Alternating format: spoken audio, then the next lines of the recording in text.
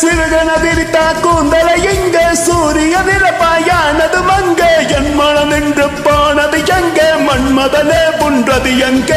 கண்ணங்கள் தொட்டால் சந்தன கொட்டும் வெக்கத்தை தொட்டால் குங்குமம் கொட்டும் புன்னகை பட்டால் மல்லிகை பட்டும் பார்த்தால் பருவம் மூச்சு முட்டும் காலடி ஓசைகள் கம்மனு கைது அம்மம்மா பிக்காசோவின் ஓவியம் ஒன்று பீட்டோவானின் சிம்பனி ஒன்று பெண்ணாய் மாறியதோ அந்த புறத்து மகராணி அந்த புறத்து மகராணி